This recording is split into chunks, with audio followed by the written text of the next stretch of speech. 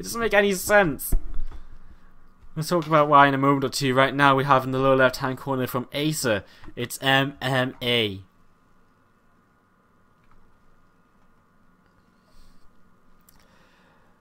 And in the upper right corner, it's our yellow Zerg player from Root. Of course, it's CatZ. How's everyone doing, guys? How are we all doing in the chat? Hope you're all having a good day. Hope you're all enjoying the show.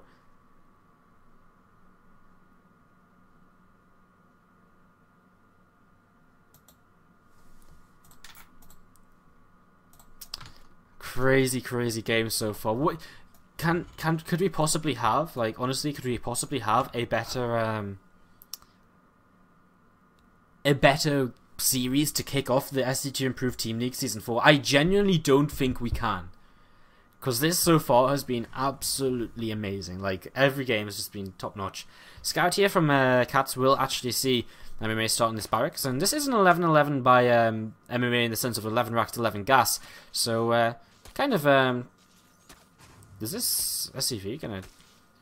Wow, it takes a lot of damage there. So it's going to be a fairly fast Reaper coming out of MMA and moving across the map here very soon. So, you know, a bit faster than usual. If drone comes back in, ooh, whoa, risky. But stays alive for now, as he will actually leave and head back across the map. So Reaper's on the way, a spawning pool starts up. Hatchery's about halfway done on the natural of CatZ. So just a hatchery first into pool, into gas. And that first Reaper again, going to be moving across the map here very soon. So, I mean, Secret Spring, why is this map silly? Well, because there's only one attack path. And it's right through the middle of the map. So there's a couple of rocks you can break down and top and the bottom.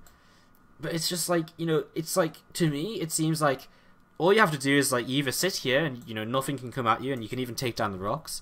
And nothing can move through here if you just set up a concave. Or, you know, if your opponent decides to take the minute-long journey, like, all the way down here, they can finally get over here, at which point you've probably moved your army, realised what's going on, and moved your army down here. So it's a little bit, I don't know, we're seeing some interesting games on it. We're seeing a lot of gold bases being taken and stuff like that. Drop players being very, very, you know, drop play is great on this map, of course. And the third base isn't actually that easy to take either, so drop play really is great on this map. As this drone, ooh, just doesn't quite make that into a spore crawler in time. First few lings on the way and a couple of queens will help to deflect this Reaper. And MMA with a second Reaper on the way across and a third Reaper coming up as well. I mean, it's another great map for Reapers. Just, I mean, look at the surface area. I mean, you know, if this was a TVP, I'd be talking about how the town just GG now because he's not going to be able to stop the blink. But, yeah, I mean, it's pretty sick for Reapers as well. And coming in here, whoa, is he going to lose a Reaper? Whoa, no, just gets out. So close, though. One more hit. Or maybe two. Okay, very close though. And Reaper comes back in and we'll just go up against the Queen and just get a little bit more damage done. I mean, with 3 Reapers of course on the way, what he's generally going to want to try and do is actually try and pick off this Queen. So, you know, any damage you can get done now is good damage. Starts up another Queen out the natural hatchery. That'll be his 3rd Queen in this game. That's the first 2 Queens. Just going to sit at the front here and trying to continue to deflect these Reapers, which are now going to find another abusive entry into the base. Zoning here though, and I mean, good zoning by CatZ. He's playing really well here, just zoning out these Reapers, not letting them do anything at all. As back at home, MMA starts up his starport. Barracks finishes, going to be able to lift this and pop down the factory on that. As oh, he's actually going to grab one of these Reapers, and that's pretty nice. Keeps the Queen alive as well. CatZ with really good control so far. Really nice control so far out of CatZ. Some injects coming down onto these hatcheries, and Zerg and Speed finishes up on that spawning pool. And that's just an SCV, okay. I was going to say, I didn't think the first Hellions were on the way across the map just yet. And these first two Hellions are on the way out. So a couple of Hellions will pop out here and we'll head across the map. And these Zerglings will just sit in the main base. I mean, they've got speed now, which is going to help. He's going into 2 base again, and I assume Middleisks with this lair on the way. Just started about 20 seconds ago. So we're going to see 2 base muted here. A Spinecrawler being started up as well. As MMA is going to start checking around, trying to see what's up. So a bit more of a standard game out of these guys. 2 base mute is really nice. I mean, against Banshee play, Banshee openings. So this is actually going to work quite well. As Reaper tries to come in and scout, he's going to get denied.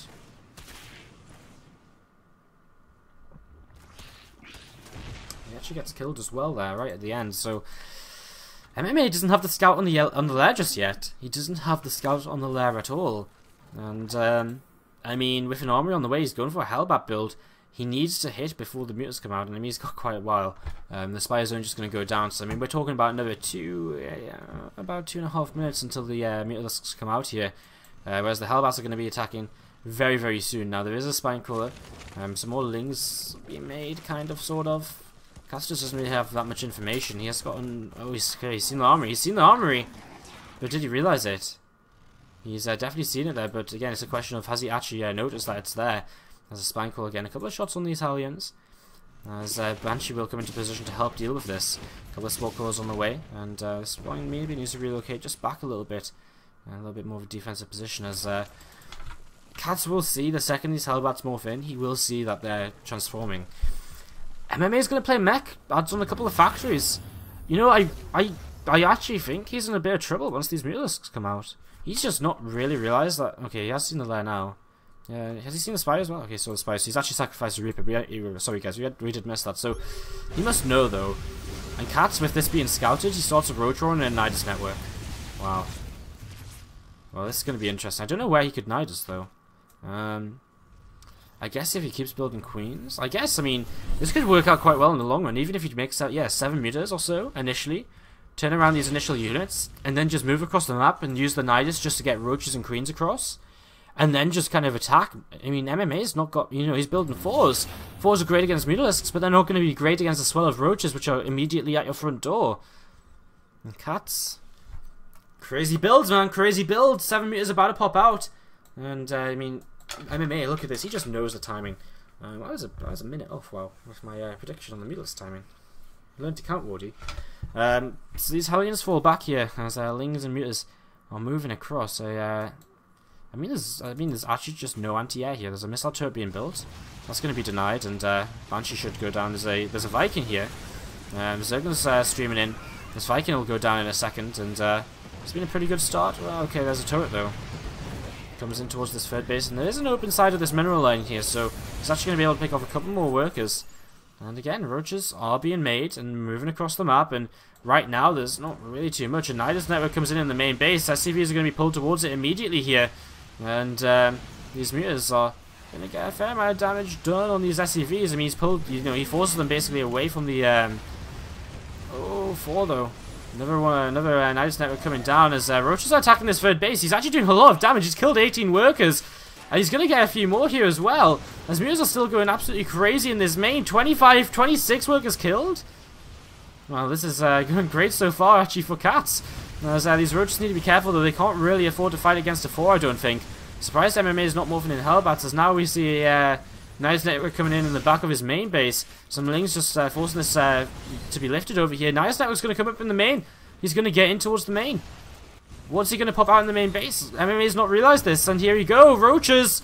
Roaches! Coming out in the dozens.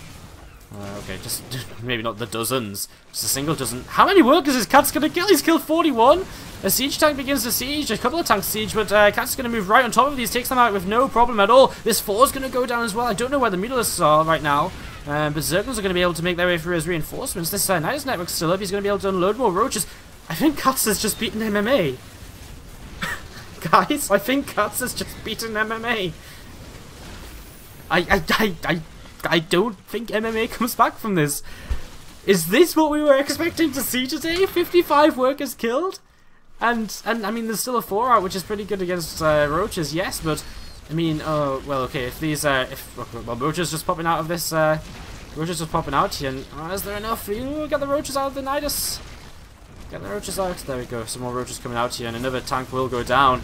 And MMA, this one Nidus has really hurt him here.